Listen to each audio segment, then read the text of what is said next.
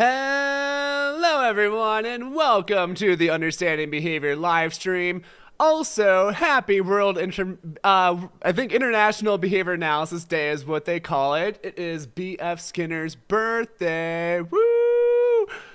Today we are going over experimental design. Somebody mentioned the rat daddy in chat, so like literally like 1 minute ago, I had AI make a picture of B.F. Skinner as the rat daddy, and this is what I came up with. Pretty awesome, but I thought you guys might get a kick out of that. Anyway, today we are going over experimental design. This is going to be a two-part presentation because there is so much to get through tonight, or on this topic. Okay, you guys like the Rat Daddy? I'm going to get an actual artist. We're going to make Rat Daddy shirts eventually. It's too good. It's too good. All right. Well, yeah, we've got a lot to get into for experimental design. But if this is your first time here, is anybody here for the first time? I just want to orient you to all the awesome things that we offer at Understanding Behavior. Our best deal is going to be this super ultimate mock bundle that comes with our mini mock package, which is all our toughest applied scenarios. You also get the 2 Beat the Beast mocks, which are full-length mocks that have really awesome reviews. If you look at our mini mock package, we've got 38 reviews on this, 4.97 stars. People really like this stuff. Beat the Beast has been out for longer. We've got 81 reviews, 4.84 stars. And the Beat the Beast 2 is newer, which we've got 19 reviews at 4.95 stars. So people really like these mocks. They're really awesome.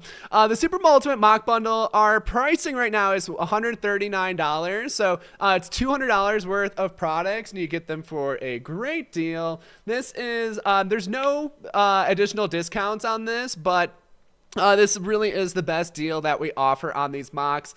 They'll probably go up like $10 like fairly soon. So if you're like really interested in saving that extra $10, it'll probably go up in the next couple weeks for about $10. So keep that in mind. But right now it is a really good deal, and you should check these out if you haven't already. Also, we like to do giveaways during these streams, so we'll give away one of these awesome products here. So either if you're the winner tonight, you can choose whether you want Beat the Beast 1, Beat the Beast 2, our mini mock package, or our fluency question package, which comes with easier questions. And also our mini mocks and the fluency questions, you can try them for free on the Understanding Behavior app, and you can access them, and they're awesome. Sweet, we got a lot of first timers here. Welcome. We got Chelsea, Ibel, ICFRYFN, Kelly, Julissa, Porky, Shauna, Ariel. Yay, welcome. I'd love to see a lot of first timers here. Sweet. Well, I'm glad you're here. You're here for a good presentation. Our experimental design stuff is definitely difficult, but I know this section a lot of students struggle with this one. But we're going to give you exactly what you need. Yeah, for the free trials, you can try you can try either the mini mocks or the fluency questions. You can get 2 mini mocks for free, 25 questions each, come with super detailed rationales as well. And you can try 3 of the fluency quizzes for free as well. So those are available on the Understanding Behavior app. That's on both the Google Play Store and the Apple App Store. So check those out. Perfect. Okay, so we are going to go ahead and get into our topic, experimental design tonight. Again, we're not going to get through everything just because this is a pretty hefty topic, so we'll be continuing experimental design next week as well. I hope to see you there. Also, one thing, to trigger the giveaways, we typically base this off of our like counter. So the more likes we get on this video, there's a certain number I'm looking at. And if we reach that number, we'll do a giveaway instantly. If we reach our bonus number, we'll even do 2 giveaways. So make sure you guys are hitting that thumbs up, like button, and let's get that counter up so we can give this away sooner, because we've already got a competitive crowd here with 114 people. That is exciting. That's a lot of people. And thank you so much for being here. It's going to be worth your time, I promise. Okay. Here is our agenda for experimental design. First, we're going to talk about the purpose of an experiment. We'll talk about the different components of our experiments. We'll talk a little bit about group versus single subject designs. Then we'll talk about level, trend, and variability. We'll talk about baseline logic. Then we'll get into all of our designs. We'll probably stop at after the first 2 or so. We'll talk about the features of them and the utility behind each of them. And then we've got a quiz. I don't know what's not on the agenda, but then we're going to go over experimental analyses as well, which are a little bit different than our experimental designs. Who's pumped?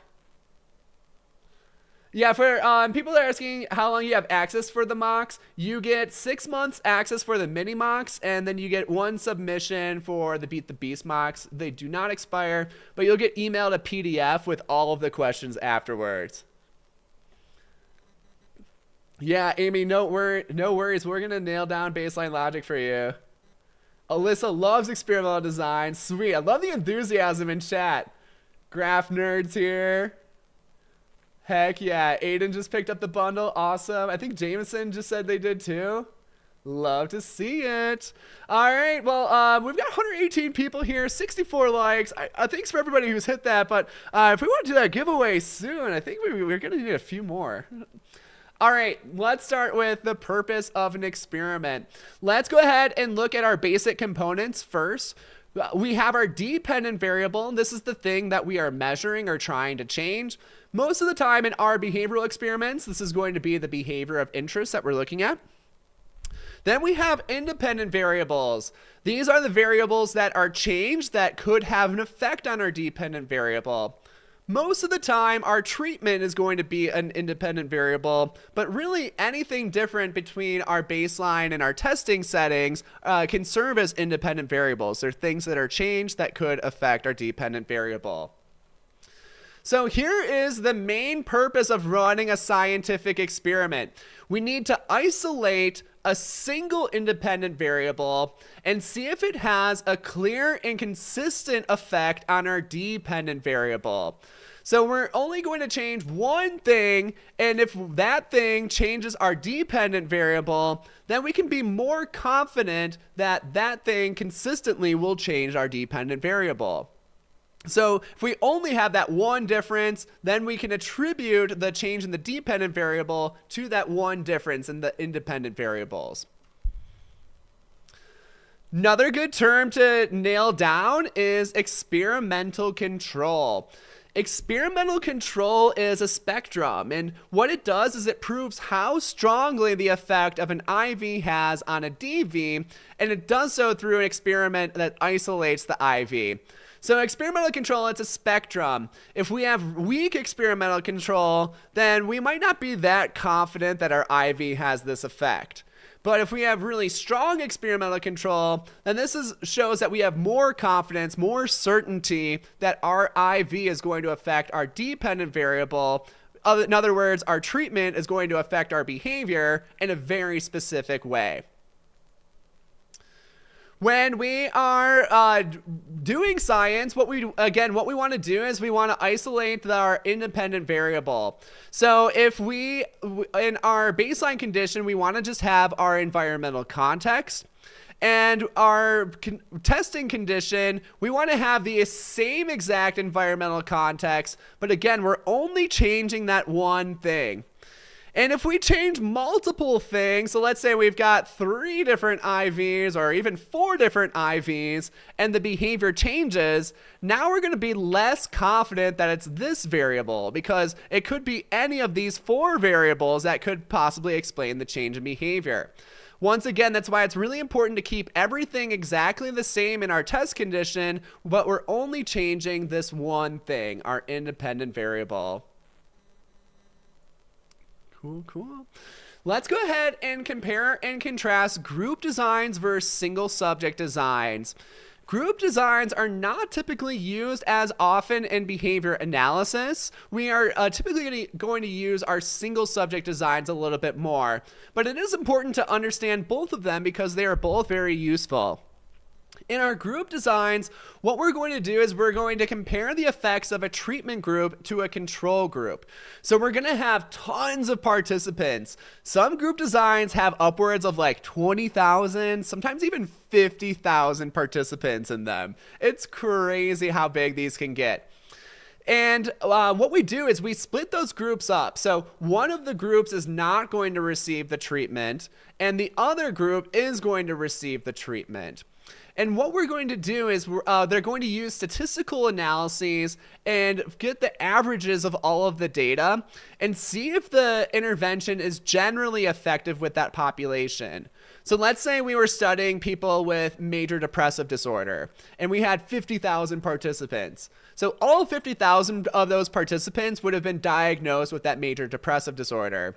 Let's say we want to see like the effect of a pill on like those depressive symptoms. So half of them would receive some kind of placebo pill, and the other half would get the pill that we're trying to test out. So they control for the differences by having those really large groups of people. So if we have 25,000 and 25,000 in each group, we're likely to capture a pretty wide variety of people that could have this major depressive disorder. Where if we only capture, let's say, 10 and 10, well, we could have a lot of natural variation between what those people are like. Even though they all have that one thing in common, that they have the major depressive disorder, there's still a lot of variability that could occur with only the 10 people. So we really want to have very large groups of people when we're running group designs so we can kind of even out those differences between the two groups.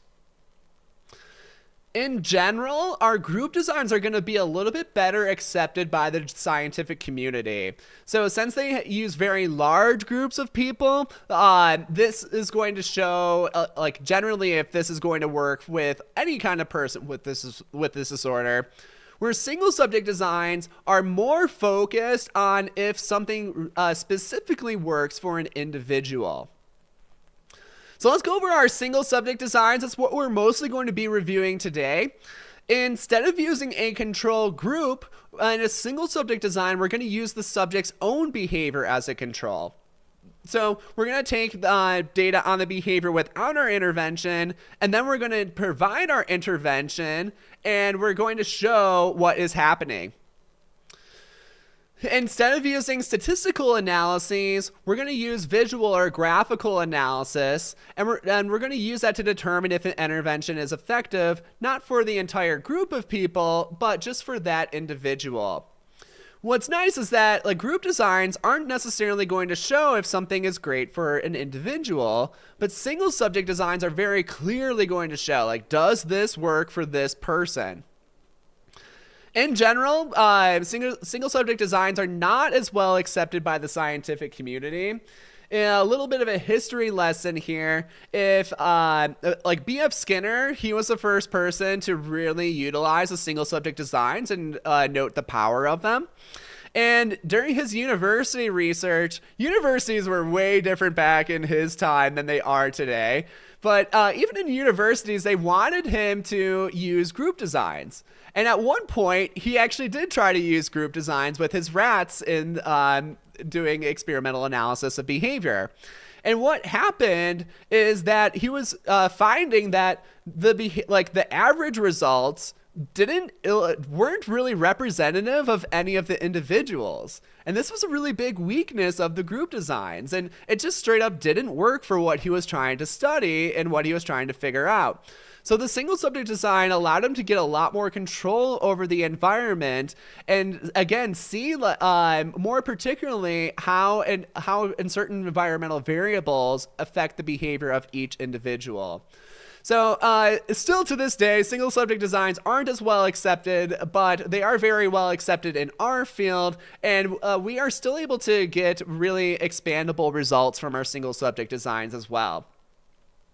Okay, well, we've got so many people here. I think this might be our record, and we've already got 86 likes on the video. That is pretty solid. How about we go ahead and do our first giveaway before we talk about level, trend, and variability.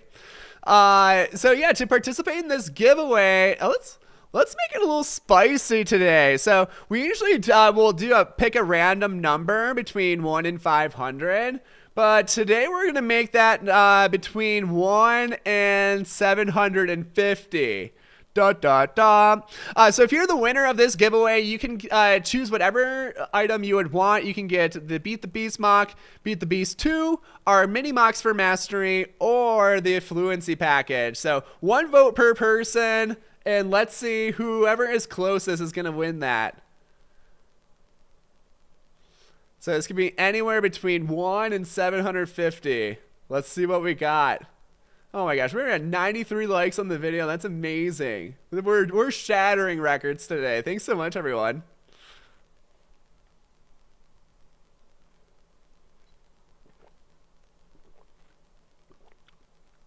All right, I'm definitely going to need some help figuring out who's our winner because we have so many people here. But I love to see it.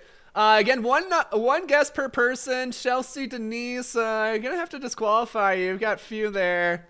Lisbeth Rodriguez, that's too many numbers.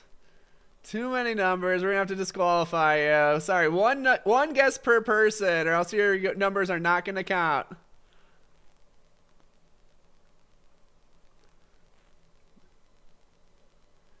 We've got both of our amazing tutors in the house here too. We've got Crystal and Amber.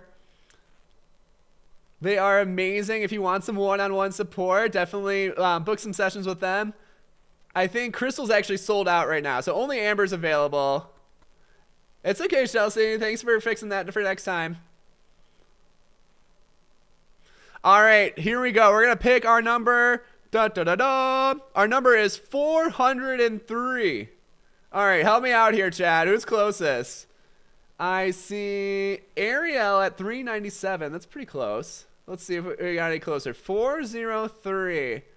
Oh, no, that was a repeat. Who else? 403. We've got Yanis Latest at 400. Ooh, that's pretty close. Yanis Latest. Okay. Anybody closer? 409. That's not quite as close. We've got a 400. I think that's our closest so far. I think it's Yanis Latest. Am I saying that okay? There's a 404? Wait, who had 404? Chelsea had too many guesses. They had like 8 guesses. They're disqualified. Mrs. Rivera got 404. Where's that at? Help me out here. Is that like towards the top, bottom, or middle?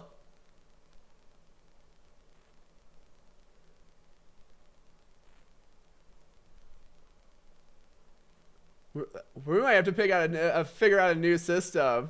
There's so many. Who's Mrs. Rivera? Where's Mrs. Rivera's vote? Mrs. Rivera's was too late. Mrs. Rivera was too late. All right.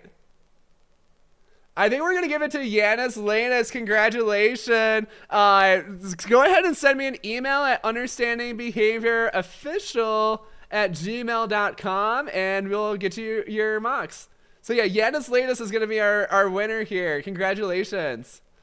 Yeah, we've got Karen in the house here. Karen just passed her exam. Congratulations. She's been coming to the Understanding Behavior live streams for a while, and I love to see it. Huge congrats for you, Karen. Thanks for coming in and popping in. All right, sweet stuff here. Well, let's go ahead. We are going to talk about level, trend, and variability. So these are the things that we need to look at when we are analyzing the data on our graphs. Level is going to be the most important, and level is how we identify whether we have experimental control or not. So level refers to the average of the values of the data points. So if we can actually calculate a level mathematically by adding up all of the values together and then divide by how many values that we have. I'm going to give you our first easy one. So on this chart here, we've got an alternating treatments design. We might notice this is a functional analysis. Let's look at our play condition. So this is going to be the triangles on our chart. Most of these triangles are at around 0. We've got our first one has a little bit more than 0, but all of them are pretty much around 0. So we're going to estimate our level by drawing a horizontal line through all of them. And we can do that right at 0. All right, let's look at a trickier one now. We're going to look at the diamonds, this escape condition. In our escape condition, we've got our data points that are bouncing a little bit all over the place.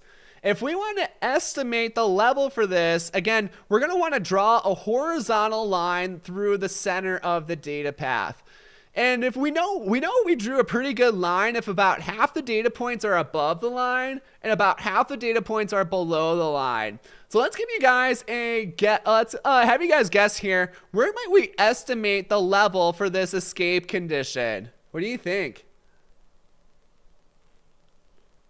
So if we're going to pick a value, where would we estimate the level for this escape condition?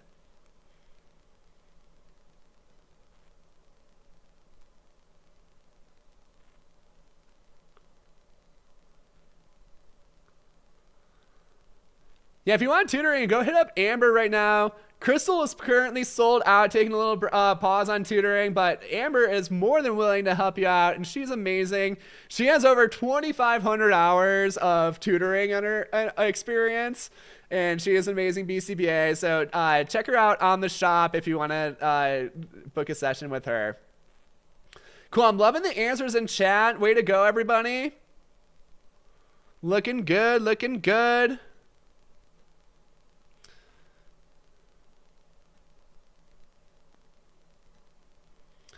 Awesome. Well, let's go ahead and take a look. If we estimate this right around 4, I think you were right around, you had a good guess there. So if you're pretty close to 4, I like where your head was at. That's the best straight line that I can draw. So let's see if we did pretty well here. Again, what we want to look at is we want to see about half the data points above and below this line. So if we did that pretty well, then we know we estimated the level pretty well.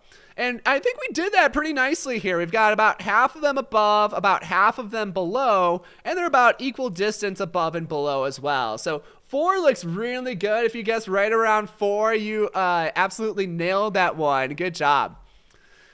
So again, to tell if we have experimental control, we want to compare the level between our conditions.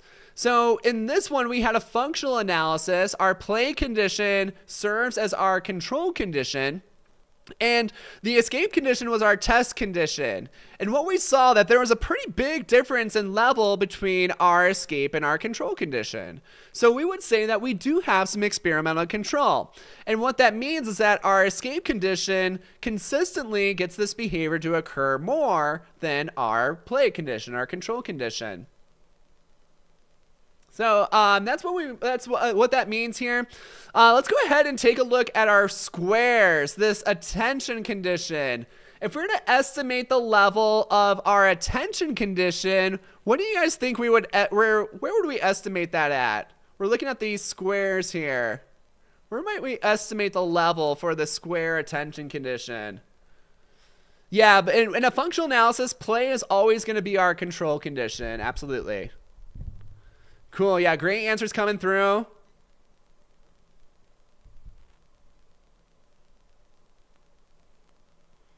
Excellent, excellent.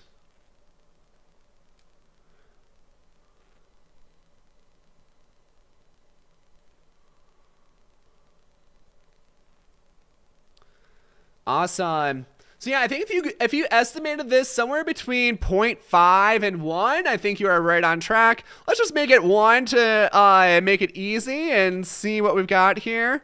So yeah, right around 1 looks pretty good. We've got, again, most of the data points are like right on that line. And then we see a couple above, or so we see like 1 or 2 above and then 1 or 2 below. So we estimated that pretty well.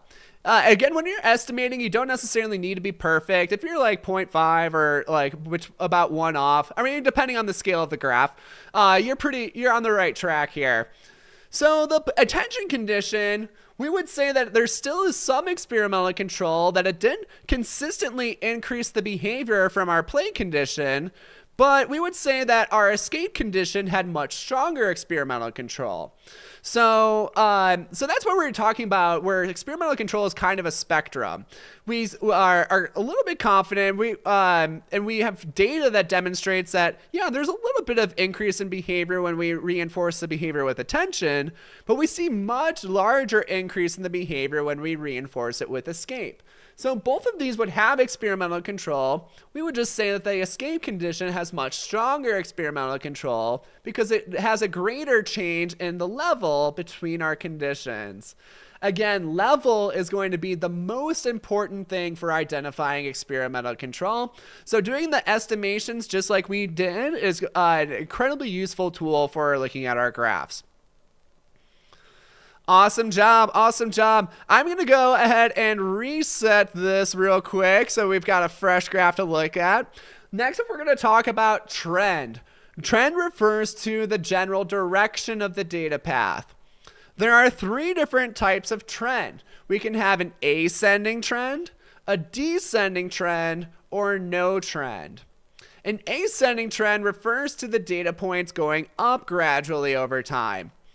For estimating a trend, what we want to do is we want to also draw a line through the center of the data path, but instead of this being a horizontal line like we had for our level, our trend is going to be an angled line, and we're going to have a direction for it. So for our ascending trend, we can see a very clear ascending trend for the escape condition in our second phase here. So let's go ahead and let's estimate this trend line. Again, we want to cut through the center of the data path, but we want to do so with an angled line. So this trend line looks pretty good. Again, we're looking at around the same thing. We want to see about half the data points above and below the line. And again, we want to have it angled for our trend. So this looks pretty decent here. And this one is a pretty clearly ascending trend, where as these data points progress, we see that they are increasing in rate. Now let's look at some more difficult trends. So for our play condition, we just had straight zeros. So this one is going to demonstrate no trend because like the data points just really aren't moving anywhere. We can also see a different pattern of no trend. So the first pattern is that we see really stable data where all the data points are around the same value. But we can also look at this escape condition. And this escape condition, it's bouncing up and down like very repeatedly. It's not consistently going upwards or downwards. You might be able to argue that it's very slightly ascending, but not really. It's going up and down quite a bit. We have 0, then 7, then 2, then 5, then 1, then 6, then 1. It's very bouncy. So we would also describe this one as no trend. And our trend line is going to look very similar to our level line. So these are the 2 patterns that we can have for no trend, is that either we have stable data where the values are not going anywhere, or we can have really bouncy data. It's really going upwards, down, up, down, up, down, up, down.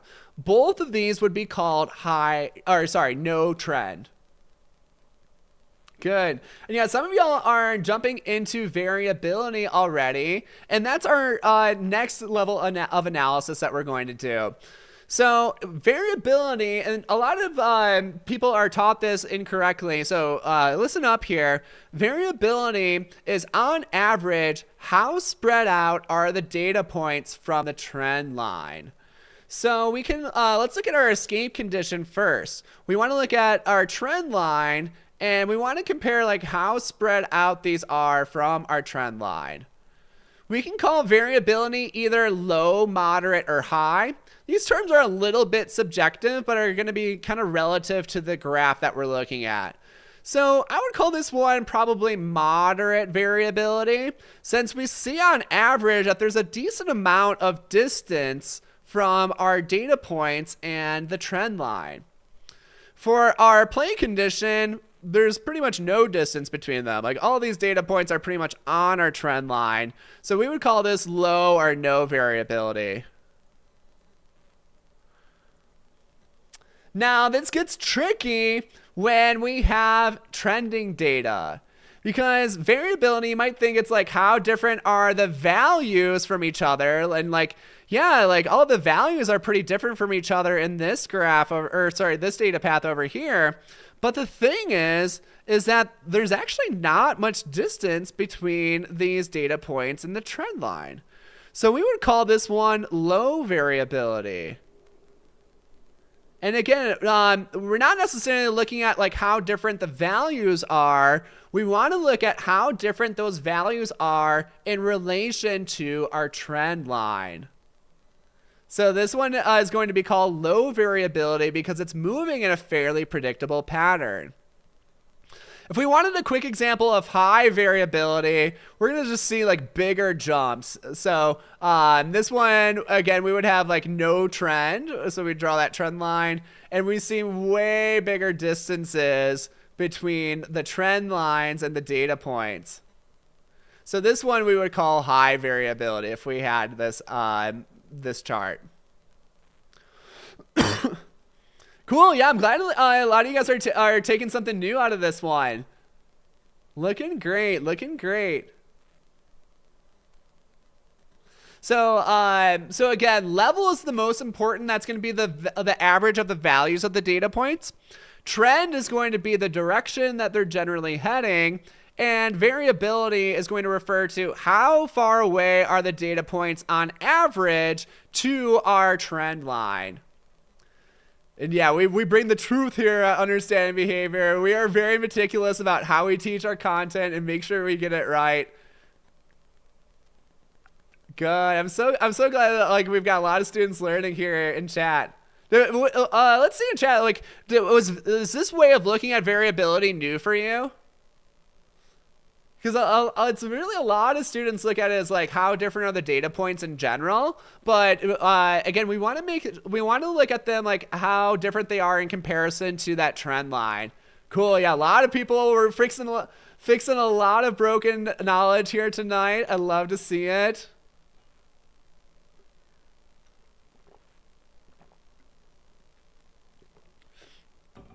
Cool, cool, cool. Yeah, so the bounce is important. Like the bounce is talking about the variability. And like if there is a lot of variability, we should investigate our environment and see like what might be causing that variability. But as far as like demonstrating experimental control, the level is going to be the most important thing. So all three of these things are important depending on what we're looking at. But in terms of experimental control, level is the most crucial. Cool. Cool, yeah, a couple people learned this the right way, so that's great to hear too. Awesome. I know, unfortunately with slides, it only gives me red as my option. Sorry about that. Cool. Trend signifies like trend signifies like what direction the data are moving in. We'll talk more about trend when we get into baseline logic, which is like, no. All right. Cool, cool, cool. Well, let's keep on going. We're going to talk about baseline logic now. So baseline logic refers to how we test if something is effective or not. So there are three different components to baseline logic. The first one is going to be a prediction. So predictions are that we predict that the trend will continue at around the same level if we're to continue a phase. We can make predictions either about our baseline conditions or our intervention conditions. So let's go ahead and make our first prediction. we see in our A condition that we've got high level of behavior, and we've got no trend in general. So, and what we would predict is that this trend is gonna, if we were to continue this baseline, like if we didn't move to intervention here, we would predict that our trend is gonna stay about the same. We might see this little bit of bounce, and that we're gonna see the level stay about the same as well. So this would be our prediction for our baseline condition. We can also make a prediction about our intervention conditions. So we saw in our intervention phase that we had very low levels of the behavior, and that we had no trend and little variability as well. So we would predict that this pattern would continue if we were to continue our intervention phase.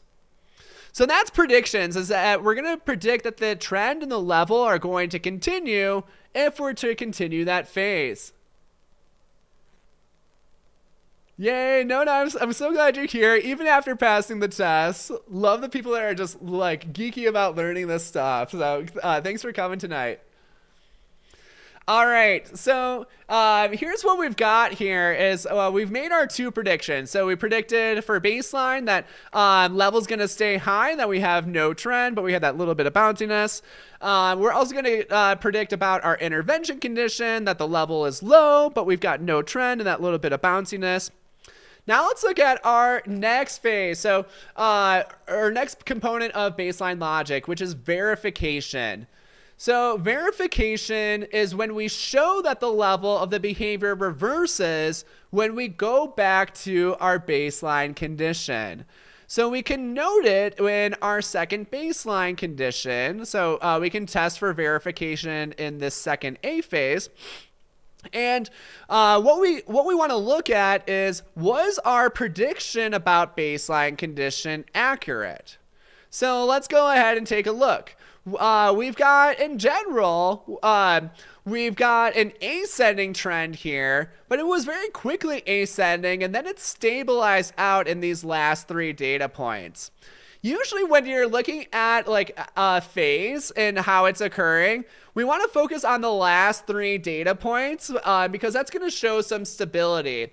Sometimes when you switch phases, there's a little bit of a warm-up period where the individual is kind of like adjusting to that phase again. And so we can ignore these two data points for now and focus on these last three here. So yeah, usually when we look at like three data points at a time, or any amount of data points that make a consistent pattern, is what we want to look at for our analyses. So in this one, we had that little warm-up phase, but our last three data points are very similar to what we predicted would happen. So in this case, we would say that verification did occur. We did see the behavior reverse back to our baseline levels when we went back to our baseline condition. In this design, the withdrawal reversal design, this is enough to show that we have experimental control. So all we needed for this design was to show verification, and now we can say, yep, we have experimental control. And again, what that means is that we are confident that our independent variable, this B condition, will drastically reduce the level of the behavior. Cool. So that is verification. Again, it's when we reverse to our baseline condition, and we prove that our prediction about our first baseline condition was accurate because we see the level and trend replicate when we go back to our original baseline condition.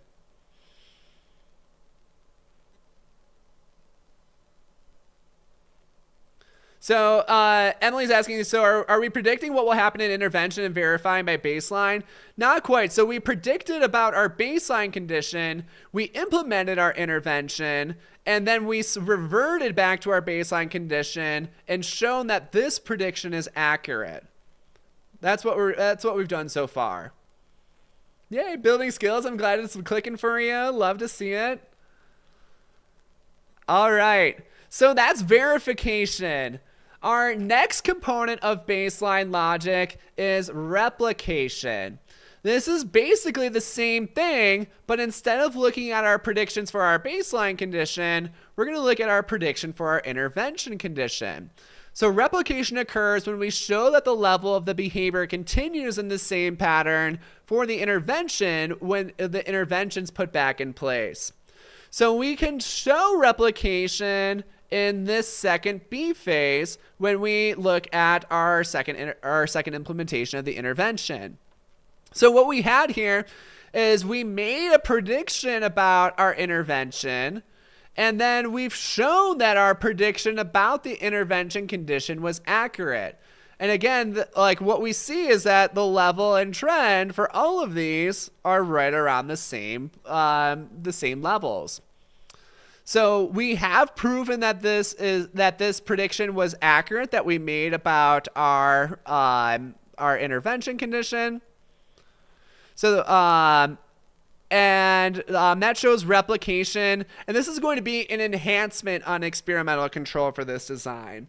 So we had enough to show experimental control in our second A phase, but this shows even better experimental control.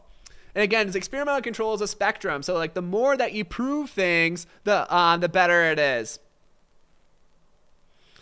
I would not worry about affirmation of the consequent in relation to graphs. I don't think it's useful to think about. Yeah, we had a few questions about that, but I don't think it's useful to think about. Affirmation of the consequent is actually a logical error. So that's assuming we have experimental control when you don't.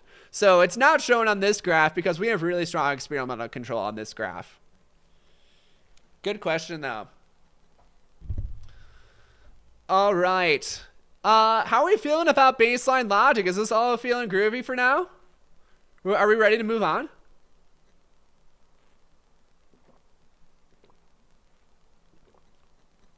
Cool. Kiyoma's feeling cool. Alyssa's feeling groovy. Cool. Aiden's feeling better. Yeah, I wouldn't worry too much about affirmation of the consequent. Good. Yeah, love to see it. We see some light bulbs here. Better understanding.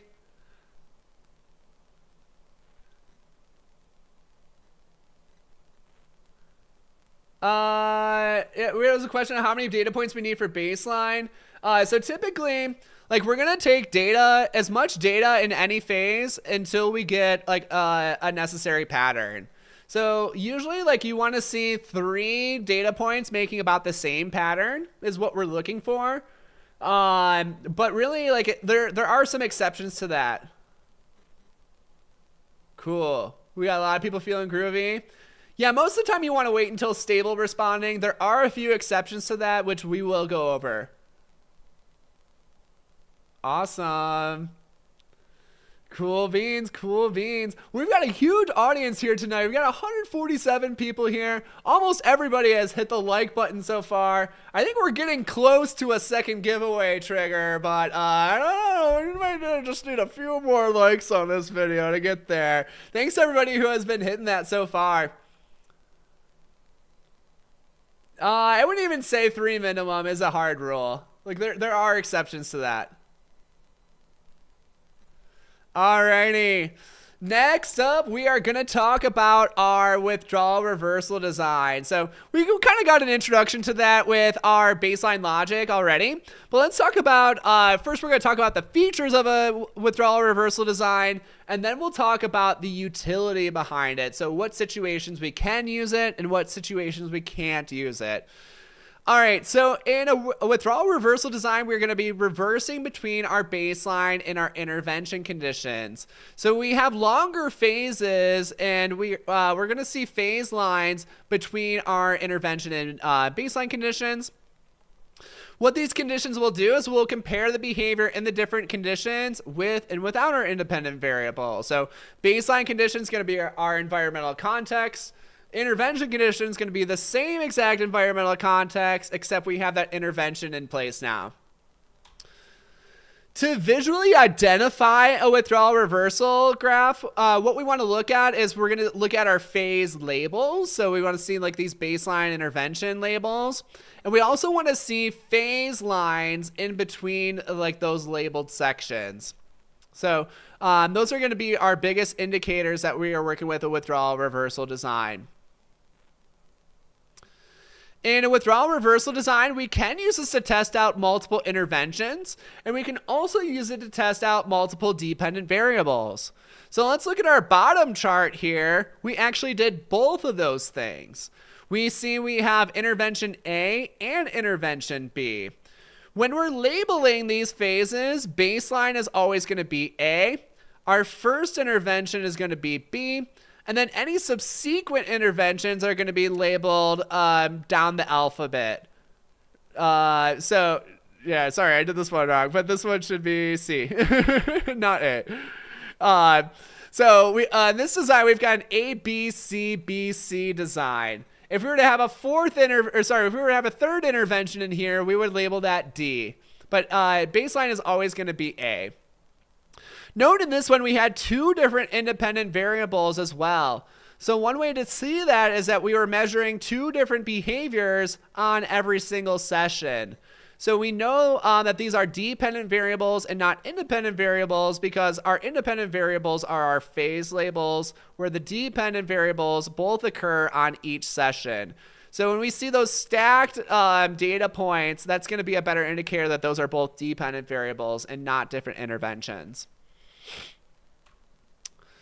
In a withdrawal reversal design, we can also start off with a treatment condition. So you don't always need to start off with baseline. We could start off with treatment, then do baseline, and then do another treatment phase. All right, let's talk about when to phase change. So there's two patterns. The first one you're probably most familiar with. Then this is going to be when we have stable data. So let's look at our baseline condition for our top graph here. We can look at the trend. We see we've got no trend, and it aligns with our level at just around 2 here. And this is a great time to phase change because, because our prediction is going to be our data are probably just going to stay around that same level, and we're going to be groovy. It's going to be no problem.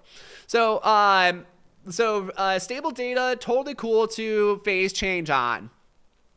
Again, for the phase change, we want to look at where the data is stabilizing out at. So for our intervention condition, for drawing our trend and level lines, and at least in respect to determining if we have experimental control, is we're gonna remove our outlier here, since most of them stabilize out on these last 4. So we could say that our level here was around 14, and we don't have to include this data point because it was kind of an outlier and they were just warming up to the intervention phase.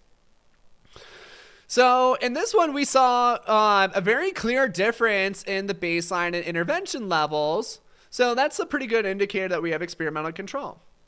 We saw a similar pattern occur when we went back to baseline. So again, it took a little bit of a warm-up period where we had a very high data point in our second baseline condition. But then our data kind of stabilized out really nicely. So we could, in terms of determining if we have experimental control, we can draw our trend and level lines right here at around 2.5 again. So what do you guys think? Did we have verification here, and how do we know? Let's see if we can get some full deep answers in chat here with some good rationales. Did we have verification on this chart, and how do we know?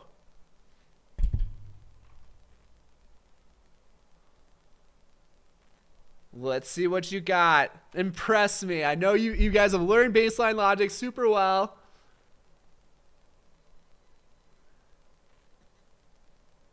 Well, Aiden, I like where you're going. You can take those question marks off. You gotta have a little more confidence. Yeah, Porky's on the right track. Yeah, Chelsea, I like where you're going. Yeah, good, Andrea.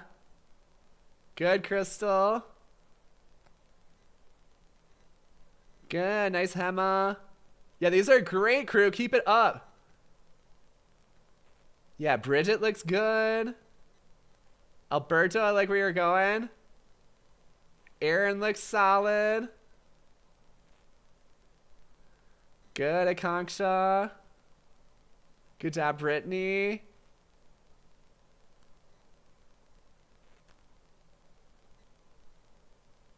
Yeah, Kumia, I like that.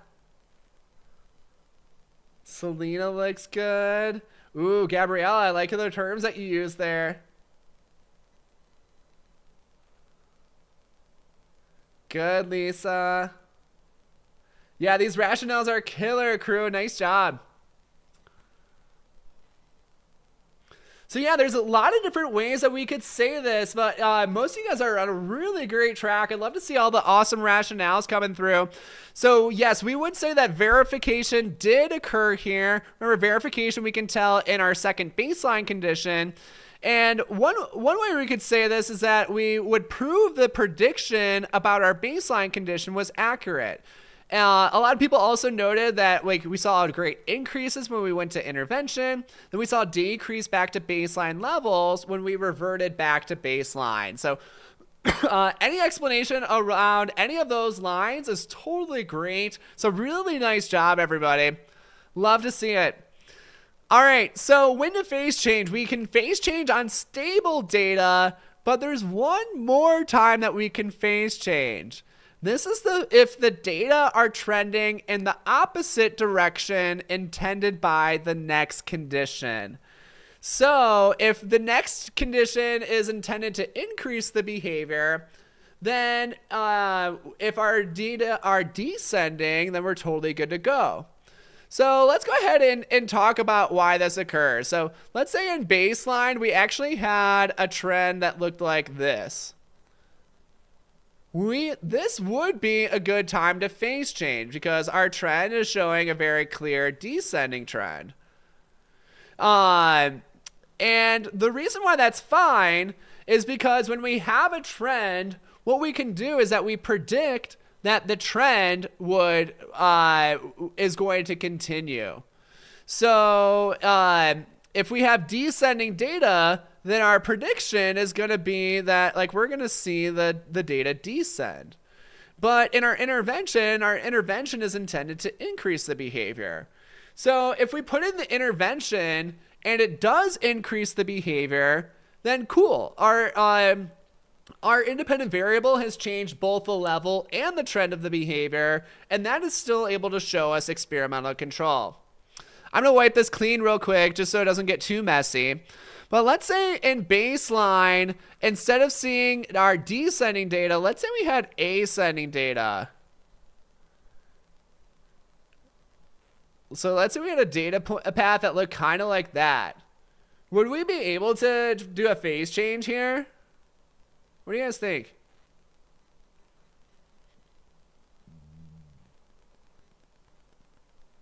And if anybody can explain why before I give the answer out, you get 50 cool points.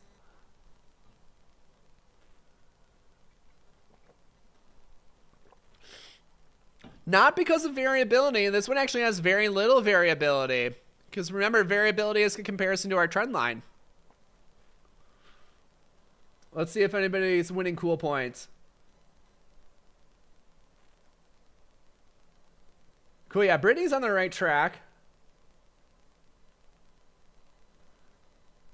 Yeah, Aaron, I like that a lot. So Aaron said no because the data is trending in the desired direction without needing an intervention. Great. Let's see what else we got here.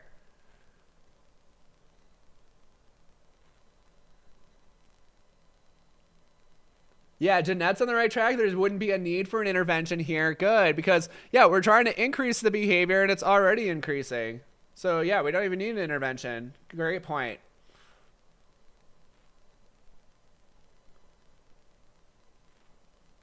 Good.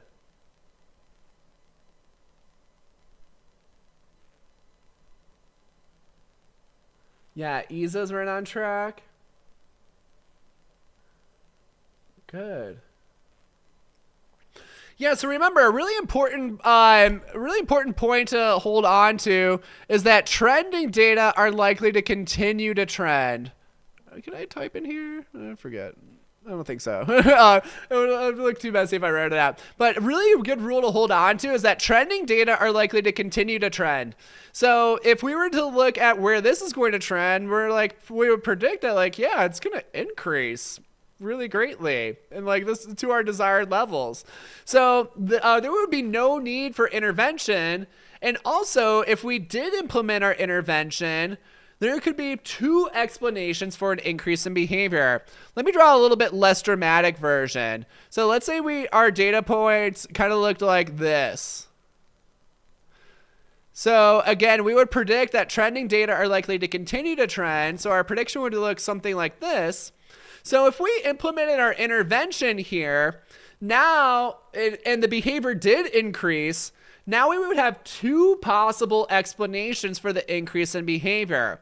First one would be because we implement our intervention. The second one is because trending data are just likely to continue to trend. So it was likely to increase on its own anyway. So now we have two independent variables that could explain the increase in behavior.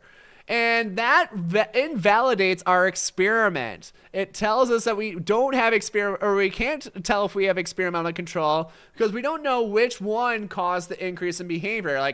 Was it just going to naturally increase, or was it our intervention that caused the increase? So this would not allow us to tell if we have experimental control or not because there's two independent variables that could both plausibly explain the increase in behavior.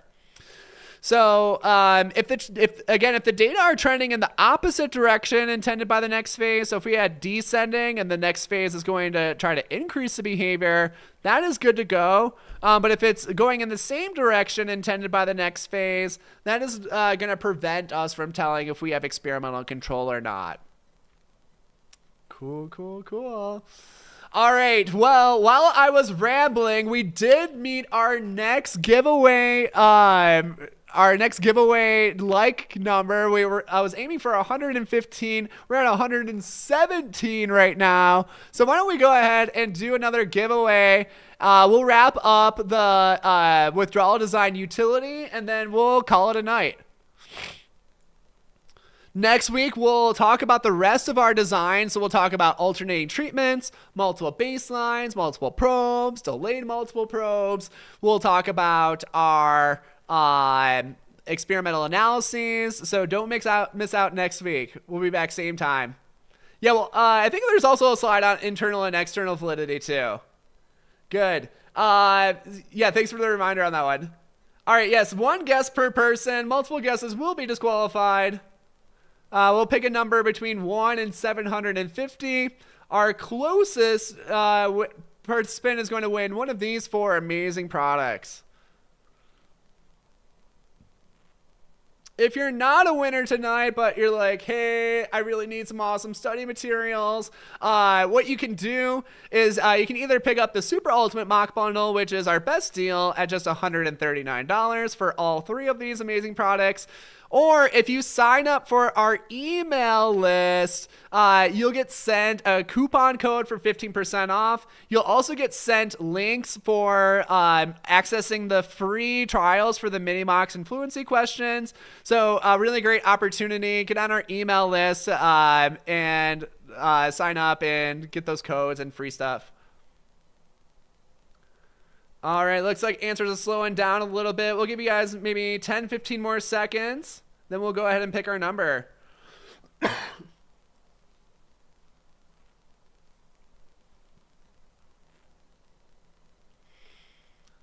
All right. Who is it going to be? Drum roll, please. All right, let's pick it. Cab's going to be our last person. We've got 383.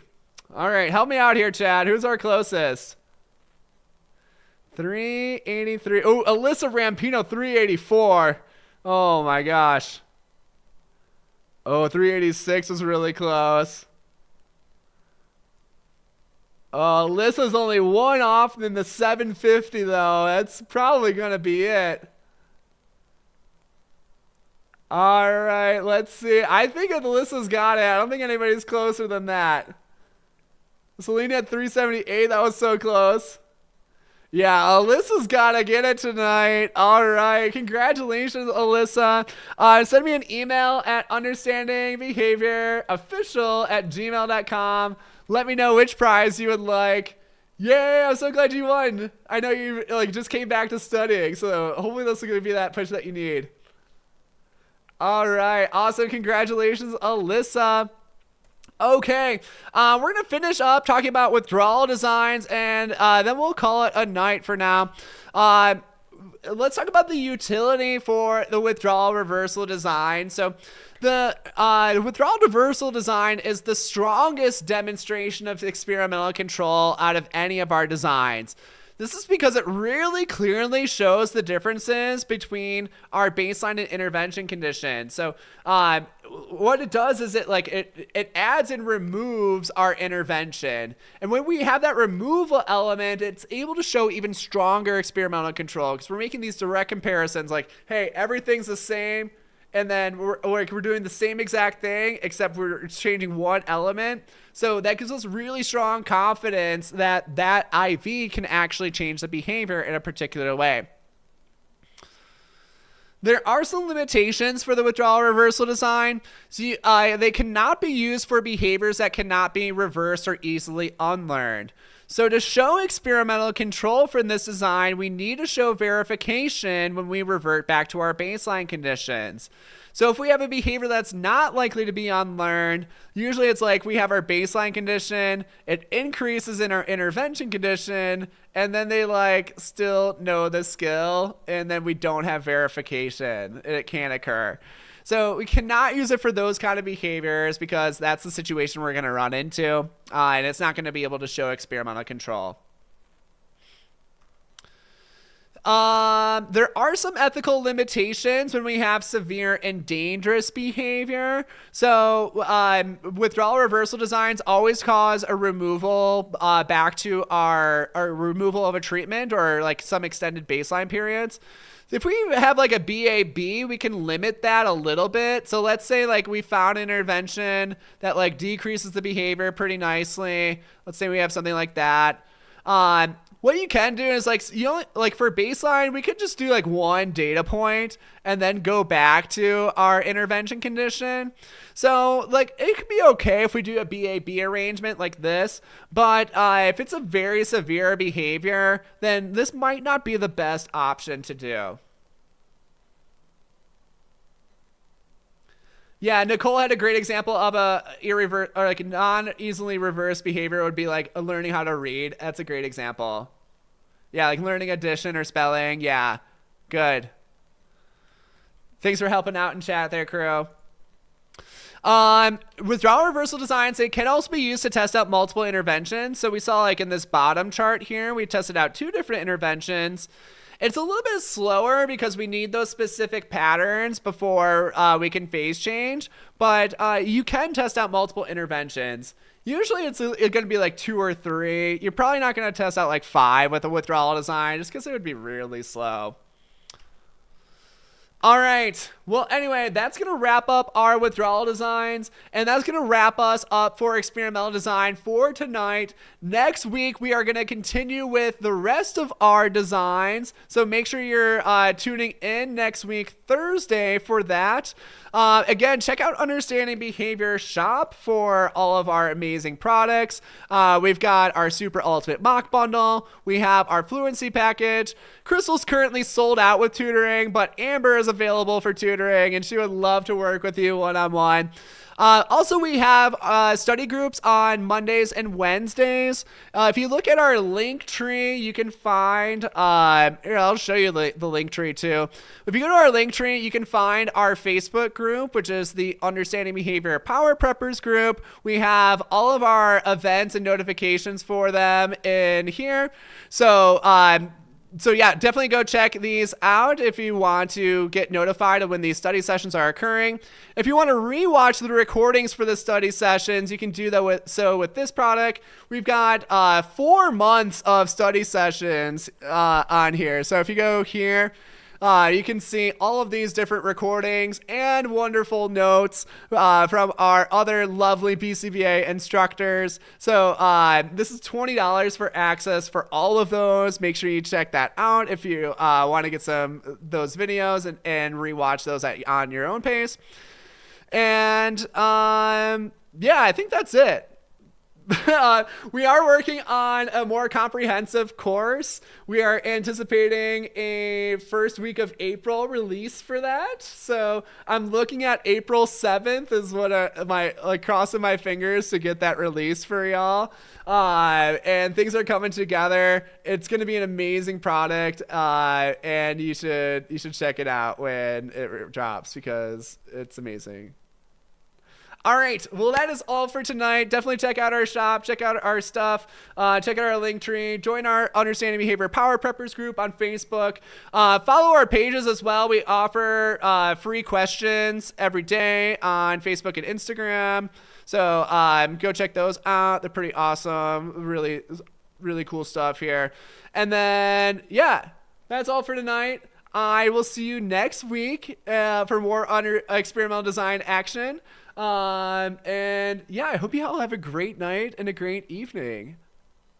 Laters. Take care, everyone.